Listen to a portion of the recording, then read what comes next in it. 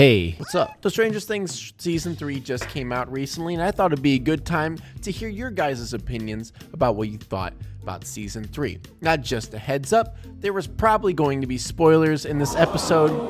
I mean, obviously, it's about the show. I mean, what do you expect? So if you want to deal with spoilers and ruin it, go ahead. But if you don't, just go watch the dang show first. I'm sure you've already seen it, but I'm just gonna move this chair around. This is hurting my legs. Why are you wearing your own merch, pig? What? It's cringe. Cringe. Shut up. I look good. Will deserve more screen time this season. This is a big opinion that a lot of people have been having, that they think that Will should have been in the spotlight more. But I completely disagree with that. A lot of people were saying that Will should have had more screen time. But why? Like, the entire focus of most of the show was Will. I mean, sure, it was like 11 first season, and then it was Will second season. There's going to be different focuses each season. And I don't understand that argument that Will should be the focus, because it's already been focused on him. And him being the spotlight wouldn't really make much sense and would just be the same as last season. I kind of like how they put Will in it, and he kind of was like a detector for the Mind Flayer and knew when things were happening and noticed when he was close. It was cool, and I liked that. I really don't think he should have been in the front. Hashtag justice for Alexei. By far best character in the entire season. Robin and Steve were far and away the best characters of Season 3. I don't think they were technically the best characters. I just felt like their chemistry as a duo outweighed all the other romances, quote unquote, that they had this season, because there were many different romances. People were dating different people. I get what they were doing. They were going to have the children grow up and start looking at the and the and the and be like, whoa, that's wow, I've never seen that before. But a lot of them fell flat, especially Mike and Eleven. Mike was the most annoying character in the entire series. I hated every time he was on. It sucked. If you remove Nancy and Jonathan from the season entirely, you probably wouldn't miss much of the plot. Their characters have no purpose. Exactly. What do they do? Nothing. You could have taken them out. Everything would have been the same. Because the other two groups were exploring different parts. Robin and Steve were exploring the Russians, and then everyone else was finding out other shit with the lifeguarding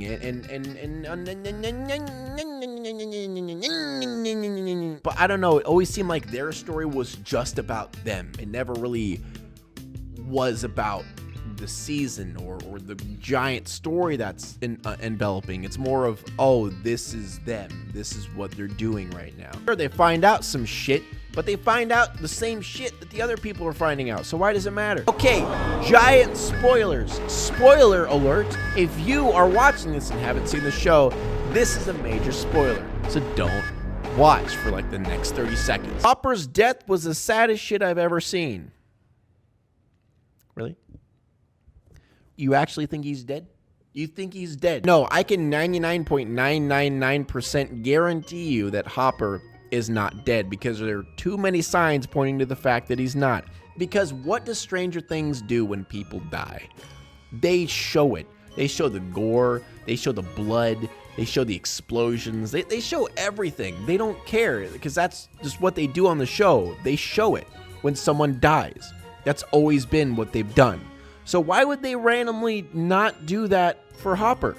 They don't show him dying. Sure, when the people in the suits died, it looked like they just like completely got vaporized. But that doesn't matter. They would show Hopper getting vaporized if they wanted him to be dead. But at the end of the show, did you notice? Did you notice what the phrase that the Russian said? He said, no, not the American. What other person would it be? The show hit its peak Season 1. From Season 2 onward, the writers cared too much about audience opinions rather than creating something fresh or original. Season 1 was second place. Season 2, butt cheeks, garbage, didn't like it. I don't even remember what happened.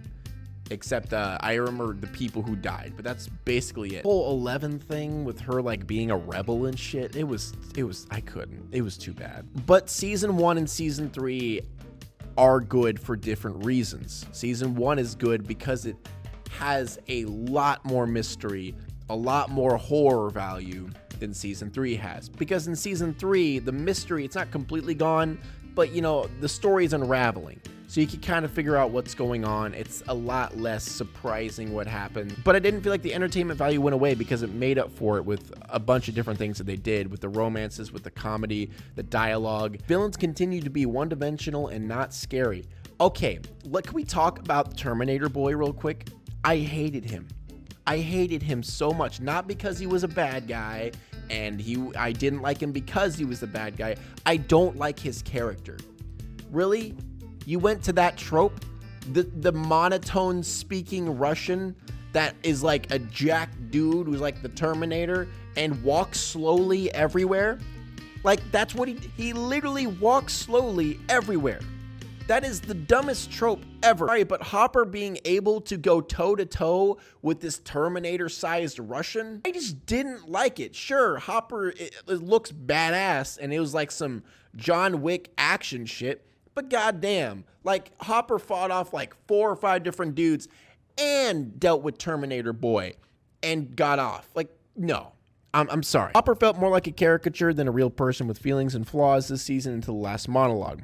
I get what you're saying. I think you're talking about his character was a lot more active, a lot more hyper. I don't know. I kind of liked it. I kind of liked where he went with it. It was cheesy, but at the same time, it was comical. I liked it. Didn't care about Billy. Glad that he's gone. A lot of people have had that opinion that Billy, I mean, no one liked Billy in season 2. I mean, why would you like Billy in season 3, right? I mean, sure, you showed little clips of him having a bad childhood, but his character wasn't gone into enough for me to give a shit about him, you know? Just showing me clips of, oh, your dad beat you and said you were bad at baseball. Oh, your mom left. Does that just make me feel bad for him? Like, that's like very, very common problems in life. Like, most people go through that. Why would that make me just all of a sudden feel bad for the guy? Why would that make me care for him? He's just an asshole. I feel like the only way we would care any more about Billy is if they just gone into his story a little bit more, if they told us more about him. But it was very minuscule stuff. You only learned a few things about him. A lot of people are saying Max was annoying and they don't like Max and Max sucked. I didn't really think she was bad. I just don't think she stood out. I don't think she really mattered too much. I mean, sure, she was a part of the whole shopping spree montage with girls trying to, you know, girls and boys, we can't understand each other, we're young, I just hit puberty, what are boobies? You know, all that stupid stuff. But after that, she was just kind of there. You know, like, even her crying over her brother dying, she was just there. You know, no one really cared. No one hated it. I mean, apparently some people hated it. I just didn't care. I haven't watched the show because I don't care at all, really. All right, everyone, I would just like to have a second to appreciate this soldier. The one who goes against the grain. The one who doesn't care about the thing that's popular. You know? Like, I'm not going to watch that. It's overrated. I've never seen it. And a lot of people are watching it and saying it's good. It must suck. I'm sorry, I just thought it was funny that someone took the time just to type out, didn't see it, don't care. Oh, this is my favorite opinion out of all of them. Hopper probably wouldn't have died if Susie didn't force Dustin to sing the duet. I mean, you're kind of right. I felt like the duet was really forced. It felt like they were trying to show off their singing voice. It was one of those things where it's like, he can sing good, so give him a singing part.